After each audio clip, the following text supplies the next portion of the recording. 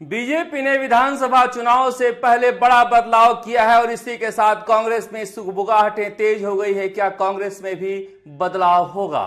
BJP के बड़े बदलाव पर हम बातचीत करेंगे। साथ ही कांग्रेस में जो उम्मीदें फिर से कुचाले भर रही हैं उस पर भी बात करेंगे। आखिर क्यों जब से बीजेपी ने अपना प्रदेश अध्यक्ष बदला है कांग्रेस के गुट में खौफ है, सन्नाटा है, सदमे में है कि कहीं यहां न बदलाव हो जाए।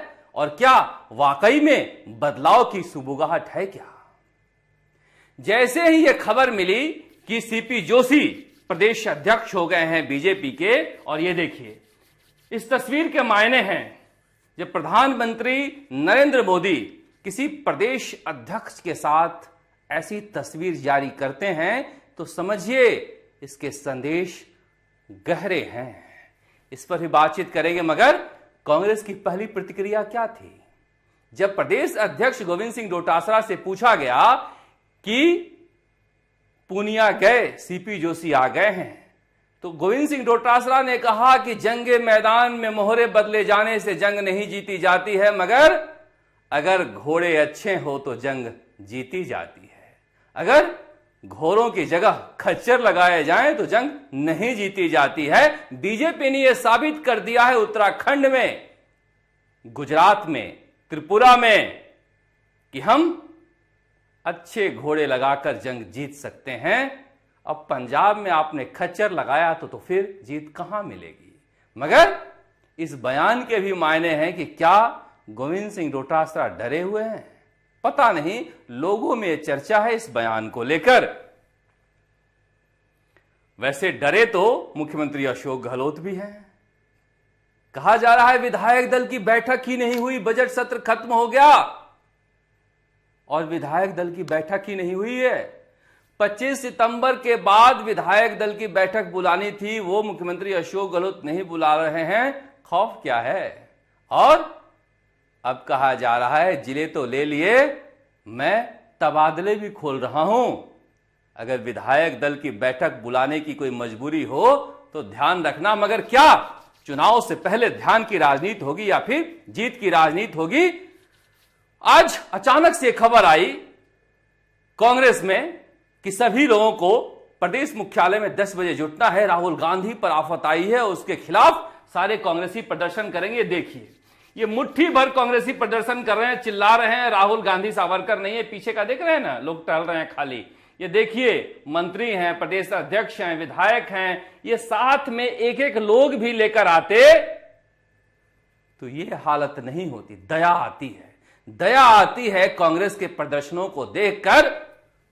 अब तो हालत ऐसी हो गई है कि हर कांग्रेसी अपने घर के बाहर ही चिल्ला के घर में घुस जाता है, कह देता है प्रदर्शन हो गया। प्रदर्शन के नाम पर 40-50 लोग प्रदेश कांग्रेस मुख्यालय के बाहर नारे लगा रहे हैं।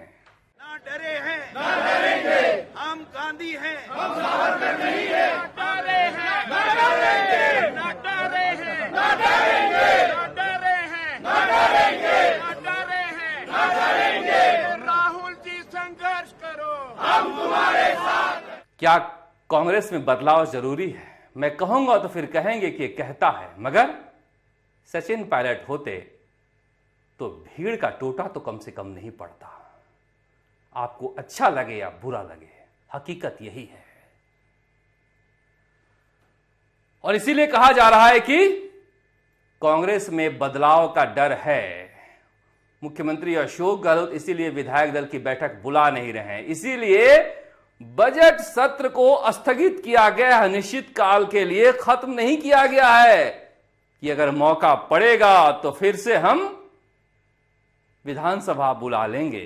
राज्यपाल के हाथ में रहेगा नहीं और फिर विधायक दल की बैठक अगर बुलाने की नौबत आएगी तो कह देंगे सदन चल रहा है। आप समझिए इस राजनीति को ऐसा पहली बार हो रहा है, राजस्थान की राजनीति में ऐसा पहली बार हो रहा है कि विधानसभा इस तरह से चल रही है कि महीने भर की छुट्टी है, अगले महीने फिर बैठेंगे। ऐसा कभी नहीं हुआ था।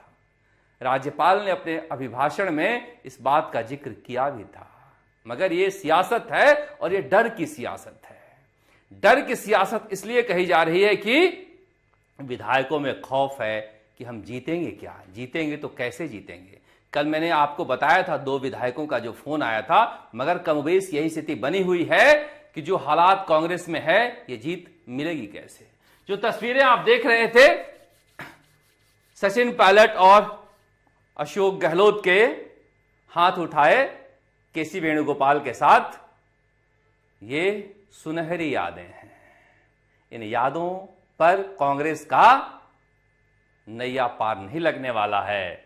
यहां पर एक ऐसा व्यक्ति चाहिए जिसके पीछे लोग आ सकें। ये पद पाए लोग हैं, ये पद पाए लोग थे, किसी न किसी पद पर बैठे हुए जो प्रदर्शन कर रहे थे। भीड़ कहां है, लोग कहां हैं, लोग पूछ रहे हैं।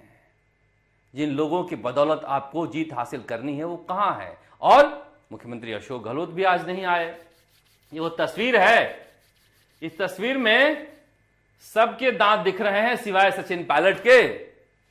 दांत उस दिन भी नहीं दिखे थे, दांत आज भी नहीं दिख रहे हैं। तो फिर ये दांत मुस्कुराने के लिए या काटने के लिए लोग पूछ रहे हैं कि अगर मौका नहीं मिला तो। और क्या राहुल गांधी से जो लंबी बातचीत हुई है सचिन पायलट की, क्या इसी वजह से एक बार फिर से वो खामोश हैं? इस बात का पता मुख्यमंत्री अशोक गहलोत को पता चल गया है, इसीलिए वो परेशान भी हैं। सुखजिंदर सिंह रंधावा एक बार फिर से राजस्थान के दौरे पर हैं और वो कोशिश कर रहे हैं कि दोनों धड़ों में कोई सहमति हो, मगर ये सहमति होगी नहीं। ये कमान मिलने और ना मिलने की बीच की कहानी है, जहां से कांग्रेस को आगे निकलना है।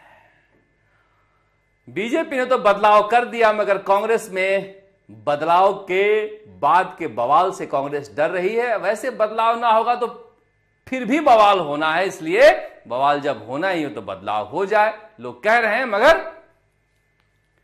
क्या कांग्रेस में साहस है?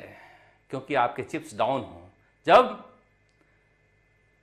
आपका साहस आपका साथ नहीं दे रहा हो, तो फिर आप कठोर फैसले नहीं ले पाते हैं। और राजनीति में जो कठोर फैसला ले नहीं पाता है, वो फिर जंग जीत नहीं पाता है।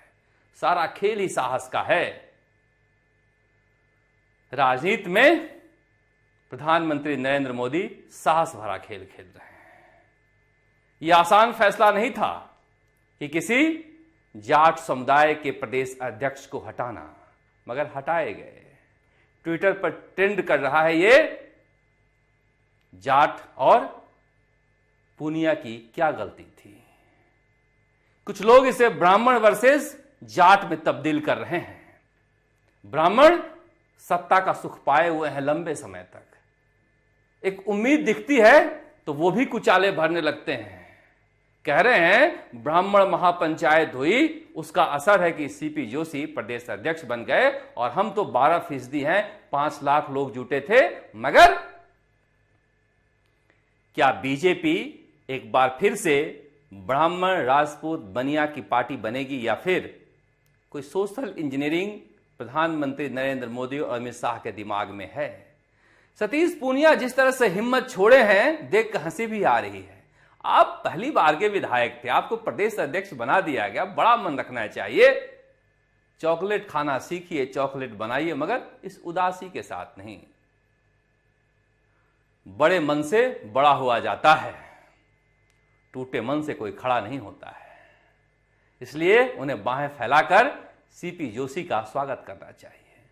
अब देखिए, लोग इस तरह की बातें तो बीजेपी में करते हैं। जब धनखड़ साहब उपराष्ट्रपति बने तब भी सब चौंके थे। क्या ये जाट समुदाय को साधने की राजनीति है शेखावटी की?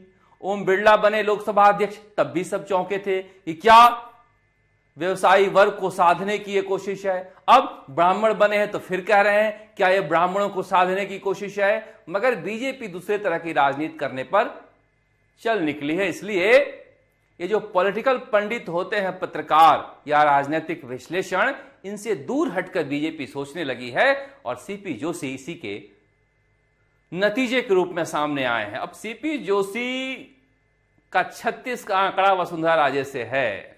वसुंधरा राजे ने बधाई तो दे दी है, मगर छाती पर पत्थर रखकर दिया होगा, क्योंकि जो अदावत सतीश पूनिया के साथ उनकी थी वही सीपी जोशी के साथ है।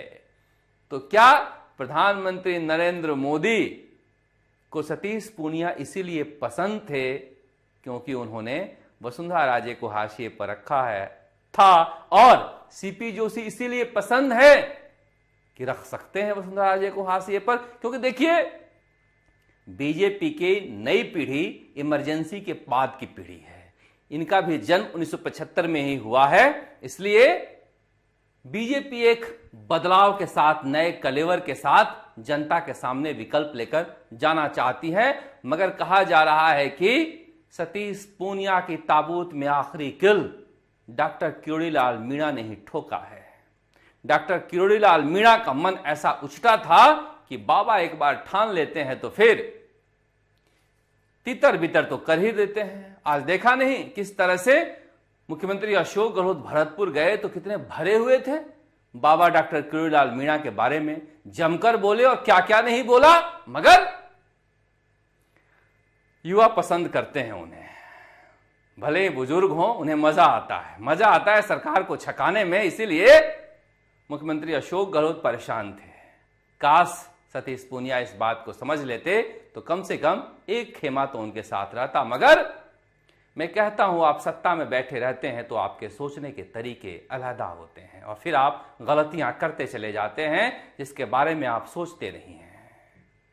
सीपी जोशी संघ के भी पसंद थे, प्रभारी अरुण सिंह के भी पसंद थे, और लोकसभा अध्यक्ष ओम बिरला के भी।